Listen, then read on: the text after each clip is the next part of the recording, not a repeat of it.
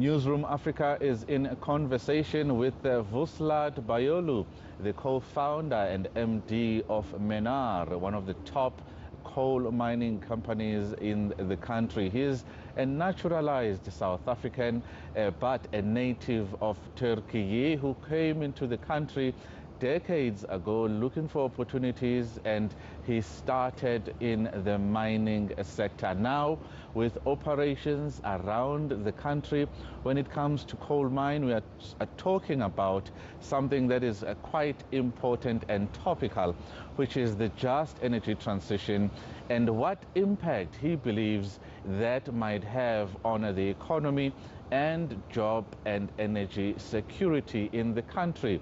This is a topic that has divided many worldwide. South Africa is a country that is rich in coal, and he is an investor who has invested for many years in that particular landscape. That's not all, because he is on the boards of Future Coal, which is formerly known as the World Coal Association, and also the Richards Bay Coal Terminal.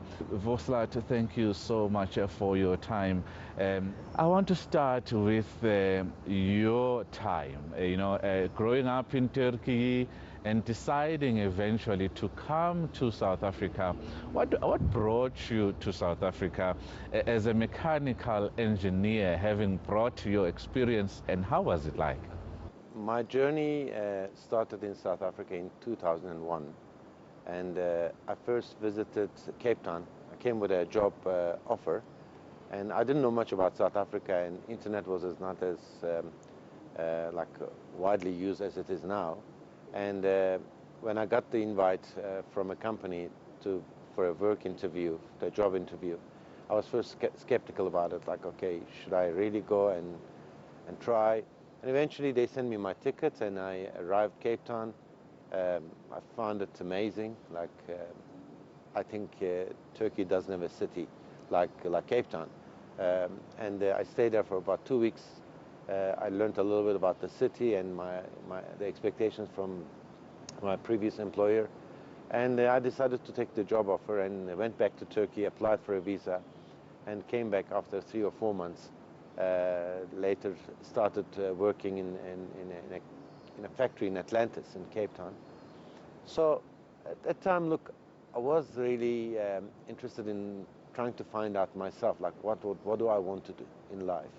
How do I want to contribute to the society wherever I'm living? And I found out that it can be South Africa, because it's a gem actually. If you look at it's a gem, hidden gem from the world. Beautiful country, very good people, and a lot of opportunities. And I thought that I should actually make a living in South Africa, and I started considering seriously, what can I do here? What are the opportunities? Then after my contract finished 2 years later in Cape Town, I decided, okay, look, Cape Town is beautiful, fine, it's a nice living, but the opportunities are not in Cape Town. The opportunities are in Johannesburg, because this is the economic capital of the country. And I decided to move to Johannesburg, and we started our business with my business partner. And then since that day, it's going very well. And we started very humble with coal trading, and later on involved in a coal mining company as the managing director of a coal mining company. And then in it was about 2005, we started our own business, and then we prospered from there onwards. Why mining? Mining is has a deep history in South Africa, but it's such a difficult business to be in as well. Look, South Africa is a mining country, first of all, and when we had a consulting business with my partner was always saying, like, how can we get involved in mining in South Africa? And he was telling me, like, almost every week he was reminding me, and I was telling myself, listen, I mean, this country has a history of mining, and there are major mining companies. Is there anything left that we can get involved? I was a bit skeptical about that, but then at some point there was an entrepreneur from Turkey who has invested in a coal mine in Middelburg, and what happened is actually they bought a mine, prospecting right, from a Turkish bank, which gave money to investors, and they couldn't make it, and then they sold it in an auction, and then he came here and he was looking for somebody to run it. When I heard about that, he actually approached us to be part of his business. I said, no, this might be the opportunity, because we were trying to get involved in mining, and we didn't know how to get involved. And this gentleman has got a prospecting right, and we can get involved, and we can turn it into a mining right, and then develop the mine, and then take it onwards. And we found out actually later on that it was an operational mine, and they made some mistakes in terms of managing the business. Hence, the business went into liquidation, and then bank decided to repossess the mine and then sold it in an auction. So that was our actually start. It was interesting. Like, I think we called it, and then it came to us, and then we got involved with that opportunity. And that was the point that we started learning about mining in South Africa.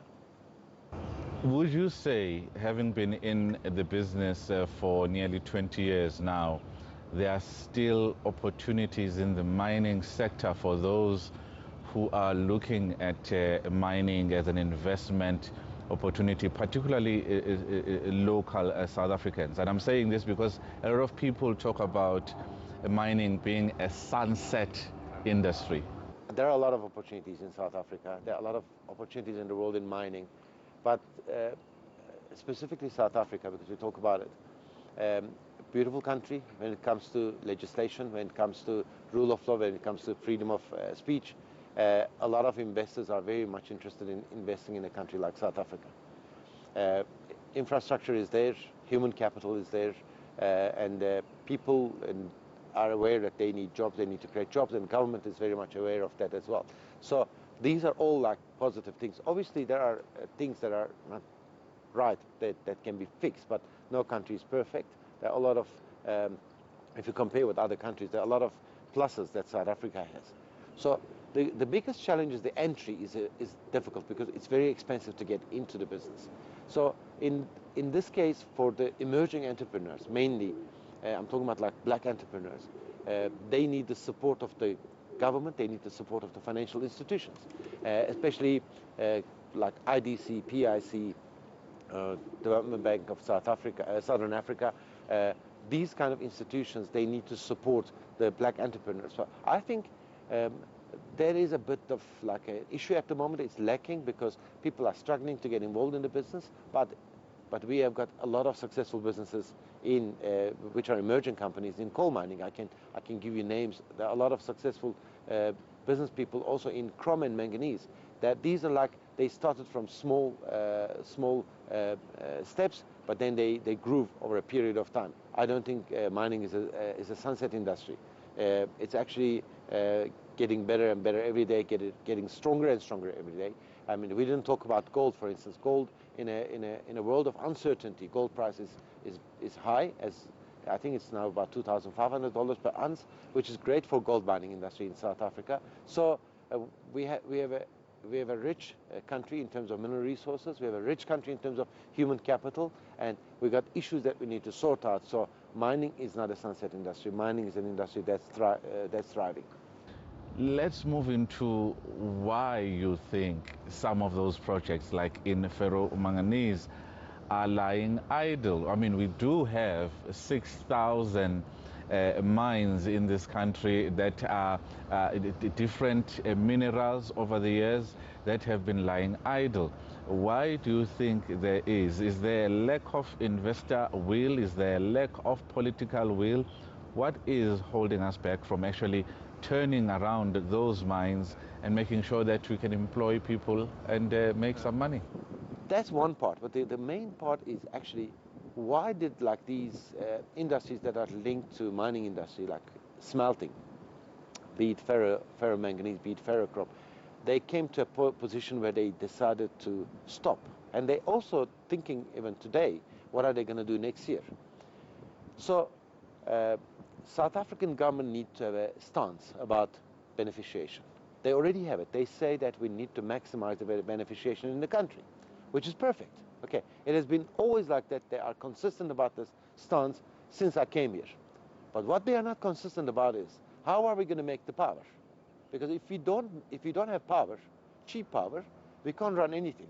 If you look at what happened during load shedding, we lost 860,000 jobs. The cost of load shedding to this country in 1 year was $90 billion. Why did we lose that money? Why did we have load shedding? I mean, before Andre de Ruyter left, he was saying that grid is going to collapse. I mean, the whole country's power grid was going to collapse. Then Marokkan and his team comes. We are now in, I think, 267 days. No load shedding. How? What happened here? I mean, because they were talking about sabotaging during the previous administration. Who was sabotaging who? Because this is actually criminal, what happened. I mean, we are incented. So these restaurants in the shopping malls, they couldn't carry on working during load shedding because they needed power. They didn't have power. They couldn't put generators to run the restaurants in a shopping mall. So the basic job creation, which are waiters and waitresses, that was killed because Eskom couldn't give consistent power to the country. Okay, so, and imagine this is a restaurant. If you run a smelter, you need to have consistent power. There should be no power disruption. And you need to have cheap power because you are competing with China. So China, think about it. China has got over 1,100 coal-fired power stations. I think the exact number is 1,142. But they're building a coal-fired power station almost every week. Okay. India has got 280. United States has got 210 coal-fired power stations. And do you know how many we have? 14. The whole world is on our case. Eskom should stop coal-fired power stations. Why? Where are we going to get our power from? Very strong views. I want us to hold it right there, and we will be back with some more.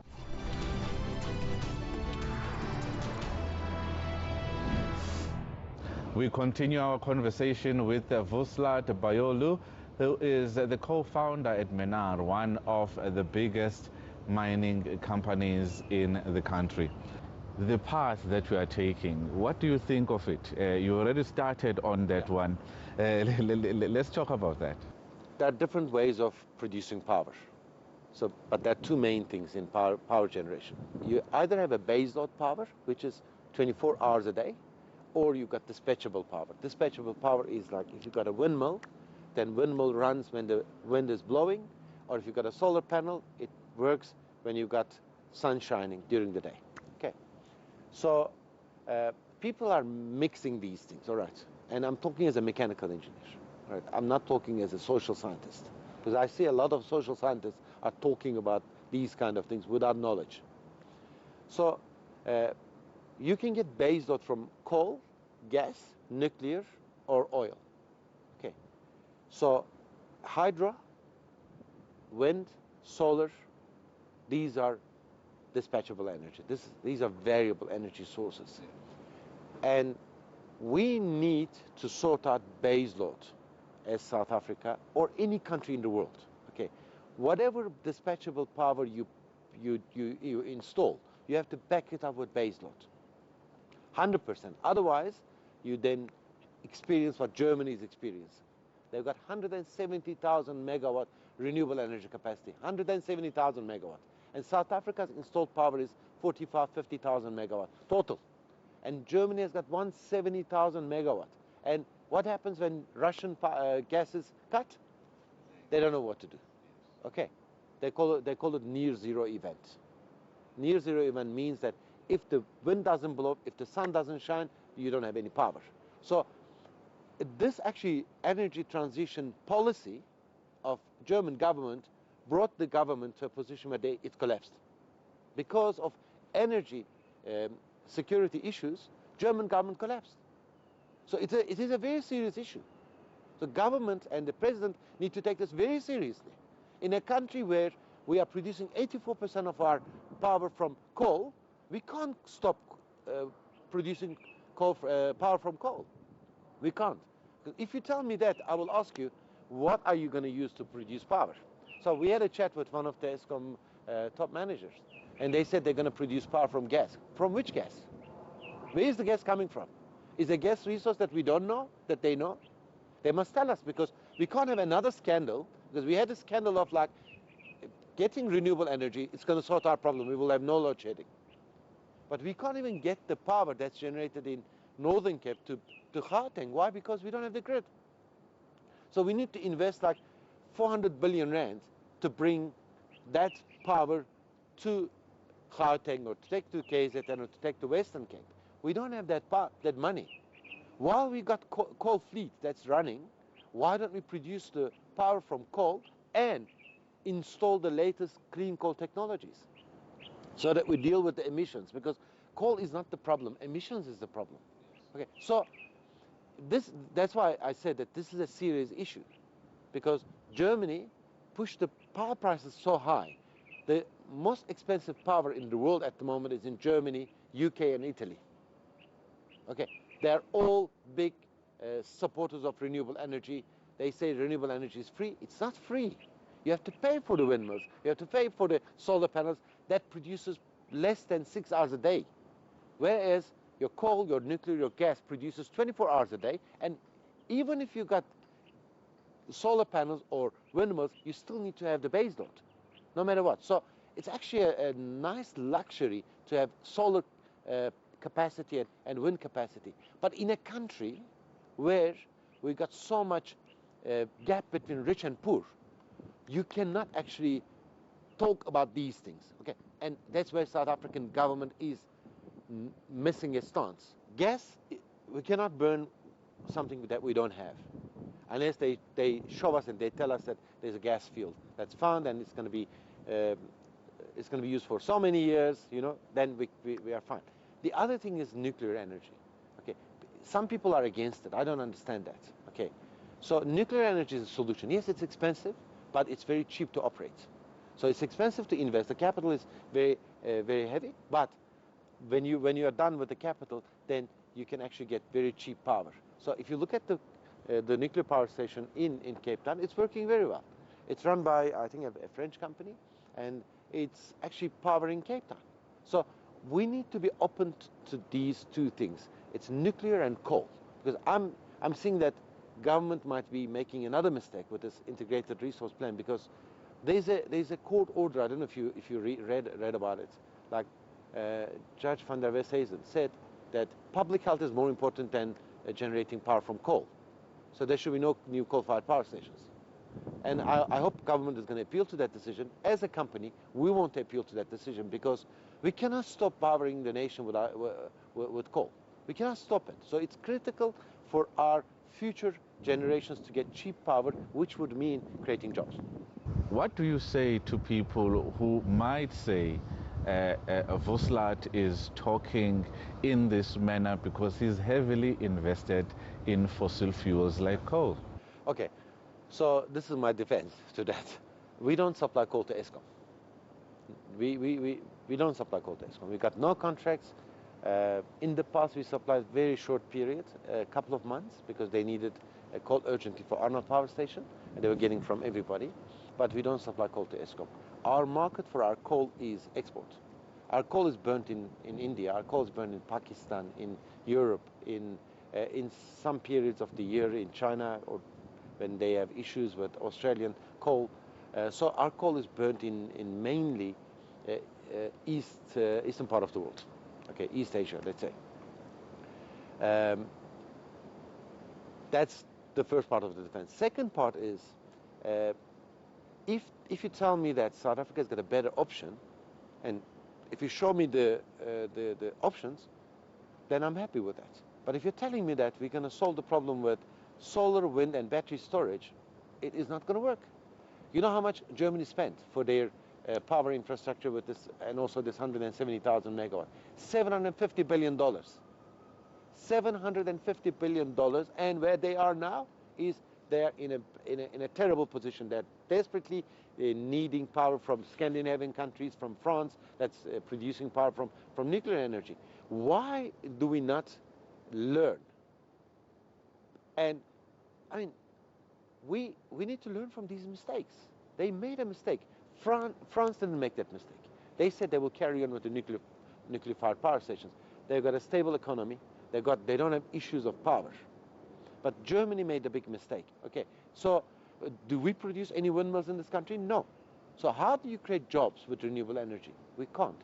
So coal is creating jobs because Eskom employs people, coal mining industry employs people, and all the industries that is supporting coal mining and Eskom are creating jobs, and they are employing people. These are real jobs. We need to keep on going with these real jobs. So South Africa's energy transition journey cannot be just like, okay, no, we're going to use renewable energy plus gas, because we don't have gas, and renewable energy doesn't solve the problem alone, and battery storage doesn't give you 24 hours power a day. Okay, so it gives you maybe 4 to 6 hours more. So that means that if you've got a solar panel and if you've got battery storage, I'm not talking about the households, but I'm talking about the industrial scale, then you've got power for 10 hours. What do you do for the 14 hours of the day? So these are things like, we need to answer. If you don't answer these questions, then the question of like, oh, Vuslat is involved in coal mining industry, that's why he's talking about, it becomes mute. Because, I mean, I'm not saying these things because I'm in coal mining. I'm saying this thing because I'm living in this country, I'm a citizen of this country, and I'm seeing the problems. They will say what you are saying is something that is contrary to what the government and the country wants. What do you say to that? Okay, look, I think there is obviously a massive pressure on South Africa to deal with the emissions, and the two biggest emitters in this country are Eskom and Sasol. Okay, and these are our flagship companies. We cannot afford to lose Eskom. We cannot afford to lose Sasol. They're as important as the other one. Like Sasol is producing so much fuel for the country, and it's a listed company. It's owned by South Africans and by international investors, and they're doing a great job. They're employing thousands of people. And look at the emissions in the world. Who are the biggest emitters? The biggest emitter is China. The second biggest emitter is India. US is a big emitter. Okay, so these are industrial countries. Okay, and South Africa is a big emitter, but not even in the first top 20 emitters. Okay. So they are telling us we need to stop these emissions, but they're not telling us what we're going to do. Okay, like let's say if you tell Sasol, drop your emissions by 2030, 30%.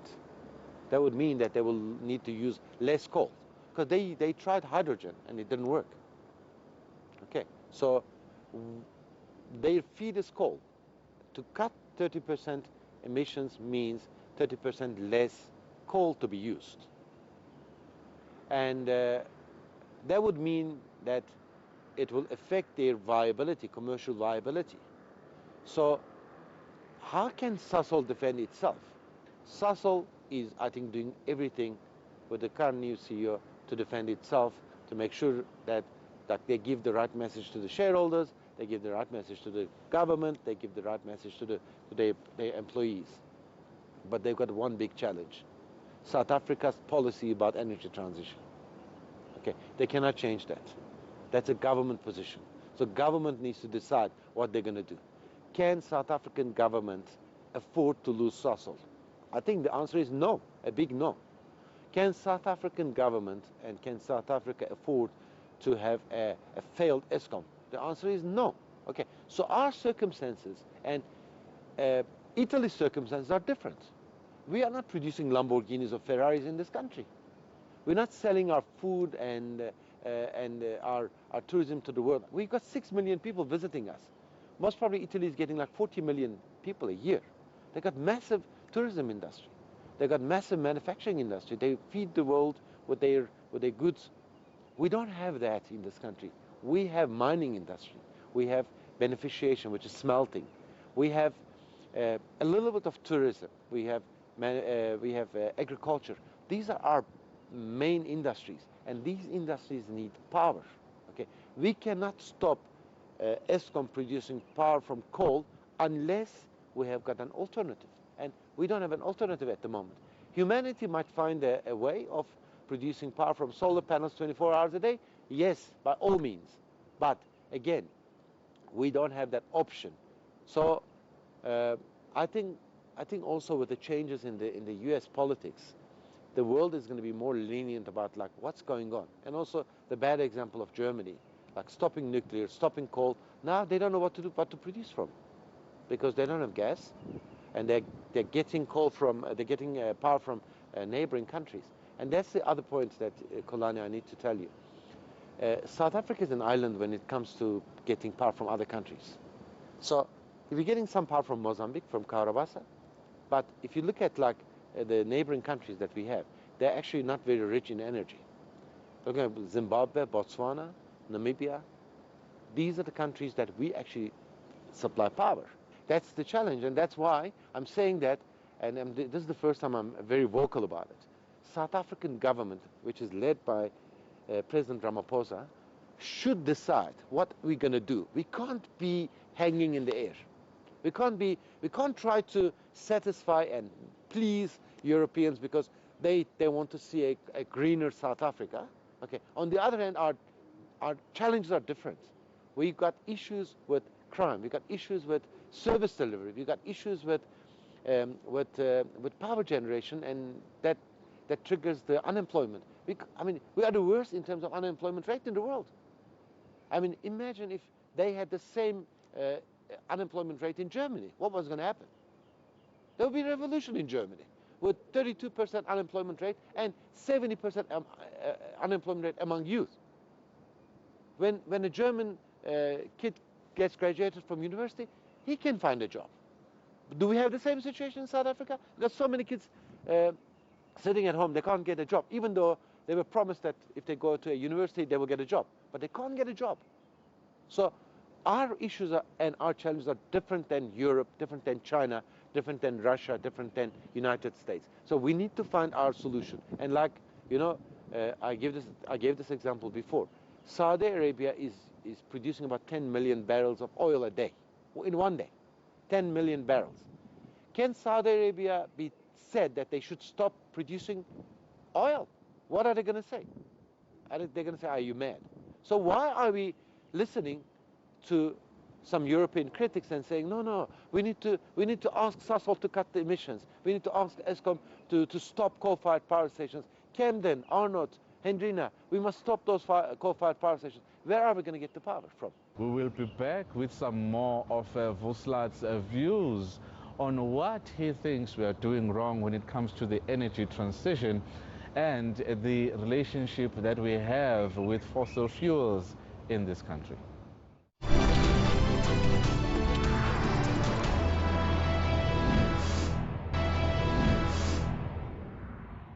We continue our conversation with Vuslat Bayoglu. What would you like to see happening in terms of all the policies we are looking at in the just energy transition and our policy on fossil fuels and climate change? Look, I think we need to have a dialogue about like what are the right things for South Africa. I mean, my personal view is we need to carry on with coal,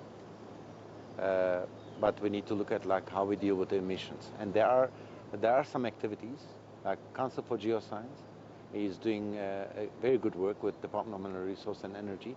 They drilled a hole in Leandra to deal with this carbon capture, utilization and storage. So if we can, that hole that they drilled is about 1,800 meters. And the geological formation in Leandra is suitable to capture, to store the carbon dioxide. So when we burn the coal, then we emit carbon dioxide, and we emit also other gases. But carbon dioxide is the one that's the problem, the biggest problem. So if we can capture the carbon dioxide, which has got technologies to capture carbon dioxide, and then liquefy it and then pump it into the formation in Leandra, that the hole that they drilled, that could actually store a lot of carbon dioxide for South Africa that I think they calculated about 30 years of power generation, and the carbon emissions can be captured and stored, not can be captured, but can be stored in Leandra. So that's one of the big things that South Africa needs to investigate and see, like, if it's going to work. We had a meeting with Council for Geoscience as well. Like, we went, one of our coal mining projects, we want to set up a small plant and then see if it can work, like a pilot plant, because we want to support that project. So I think if we deal with the carbon capture and storage, that could be a good initiative. And actually they use utilization, because what you can do is, with the carbon dioxide that you capture and store, you can create further industries to make other products. So that's one angle that we need to look at, definitely, because we got cheap, good quality, abundant coal. We have to utilize coal to produce cheap power. And again, if you look at Eskom's cost structure, I mean, coal is producing the cheapest power. We're getting like about 60 to 80 cents a kilowatt hour cost from coal-fired power stations. And if you look at the same with gas, it's going to be more expensive, obviously. But the new builds, it'll be slightly more expensive because of the capital, but we need to carry on building coal-fired power capacity. I think we need to be serious about nuclear energy without making it politicized. Okay, I think if government can consider about, like, allowing third parties to invest in nuclear power capacity in South Africa, there'll be companies all around the world that are quite competent, coming from United States, coming from South Korea, coming from Japan, coming from Russia, coming from China. They will try to be part of this thing, but we need to make sure that we don't politicize it, because our energy security is above everything. If we don't have power, this country cannot be run. I mean, we saw it during load shedding. The hospitals were in trouble. Robots were not working. So it was a shame for this country. So we cannot go back to that. That's why it should be above all the politics. And we need to make sure that we got the energy security, because Eskom is planning, for instance, to stop Hendrina, Arnott and Camden by 2030. So what's going to happen when you take these three power stations from the system? We need to be very careful. And again, if I briefly talk about, like, what happens when you politicize these kind of things. They celebrated the closure of Komati Power Station. It was 1,000 megawatt working, which was refurbished in 2012. So they celebrated it. And at the same time, they were negotiating, government or the relevant departments of government were negotiating to get power from a ship outside Richards Bay, outside Durban, wherever. It's from car power ships. So you closing 1,000 megawatt, and then you're trying to buy this expensive 1,000 megawatt from a ship. Why? It doesn't make sense. So we should not make a mistake like that again. Okay? We should not involve politics in this kind of business. Eskom is our flagship. We have to make sure everything that Eskom runs properly. Okay? So that we as a country create jobs, we as a country keep the jobs safe. Otherwise, we will end up like going to the dogs. So we should never close a power station like Komati that we did, and we should never celebrate something like that, because Komati, I think, is a regret to the government, and Komati is a regret to South Africa. It should never happen. So the question that we need to ask, what happens beyond 2030? How can we make sure that we got enough power? It's not that difficult, but we need to make the decisions now so that the power stations are available by that time. And again, another point, my personal view, when Eskom decides to build power stations, we need to be careful with that as well, because in the past we saw how long it took Kusile to be built, and it was not really efficient. We should learn from those mistakes, and we should not do those kind of mistakes. So I think power infrastructure of South Africa and power generation capacity of South Africa needs private-public partnership. That's going to be honest, that's going to be good for the country, and that's going to be competitive, and that's going to actually produce cheap power for the people of South Africa. As an investor yourself, do you think that the just energy transition and the government's path that it has taken towards that 2030 is making investment decisions for you difficult? Or should I say, how is it changing the investment decisions that you are making as an investor in the mining sector, in the coal mining sector in particular? I think there are two aspects of this. Like, if, for instance, government says they're going to close coal-fired power stations, which they are saying, by the way, because in 2030 they will be closing some of them, that would mean less coal to be produced in the country. So obviously, that would mean that Eskom doesn't become a really attractive customer anymore, because Eskom has got lots of long-term contracts and they will get their power.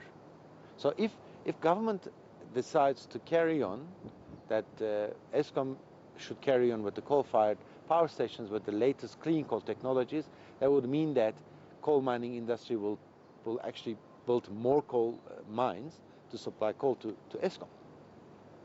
But the other angle is, Eskom says now they've got surplus power.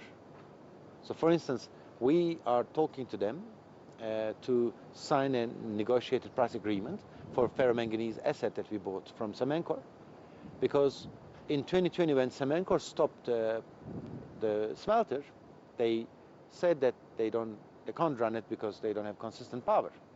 So we and the industry is talking about, ferroalloy industry is talking about a cheaper rate. When we say cheaper rate, not very much cheap, but maybe like 5 to 10% cheaper than a market-related rate, so that these smelters can run and employ South Africans. Okay? So in an environment like this, it's great. But then, let's say if I'm going to build a brand new smelter, can Eskom guarantee me power for the next 20 years? I think it's going to be very difficult. We need to get to a point where we know that Eskom is going to be able to build coal-fired power stations, or Eskom is going to be, like they think that they can burn gas. Eskom is going to tell the whole country that they will get gas and they will burn gas and they will produce power for the next 20, 30 years without having any issues. So as an investor, I need to understand, like, if they can power us in the ferromanganese smelter, so that I can go and invest more. I think a lot of companies have got a similar situation, because to be able to compete with China, to be able to create jobs in South Africa, we need to be very, very careful. And we need to be very clear in our strategy. Look, China is an ally of South Africa. We are part of they're part of BRICS. We are part of BRICS, and it's a great success story. But if we want to create our own success story, then we can't rely on China. We need to have our own views. Is world telling China to stop coal-fired power stations? Yes. Is China closing? No. Why are we listening to the world? Then we lose all the beneficiation capacity to China. We need to build cheap energy capacity. That's coal-fired power capacity. That's it. You can't do that with gas plus renewables. So when you build the base load with the cheap capacity, which is coal-fired again, then you can think about, okay, what about some complementary capacity with wind and solar? Yes, I'm happy for that. Also, you know, like I think, for instance, this rooftop solar with some inverters and some storage capacity, it's great. It removes a lot of burden from Eskom, but that's for households. That's not for industrial scale. And by the way, who can afford to do that? That's a big question as well, because we got people who's living below poverty levels. Okay, we can't expect them to make power from solar panels. Yes, it's good for the people who's got like good jobs, good paying jobs, and all those kind of things. They can put solar panels on their rooftops, but we can't do it. We can't expect it for the whole country to be able to do that, because they won't be able to afford to do that. So my view is we need to look at coal more seriously. We should have our own stance, like Minister Gweda Mantashe has, okay? And we need to consider nuclear seriously, and our energy security agenda should be beyond politics. It should be like, we need this South Africa. We need to do this very carefully, so that our generations coming will not be cursing us. Some passionate views there from Vuslat Bayoglu, who has become a successful businessman and investor in South Africa, telling the South African authorities to rethink the way the path is currently going when it comes to the just energy transition and our relationship with fossil fuels. For Newzroom Afrika on Channel 405, I am Xolani Mbanjwa in Sandton, Johannesburg.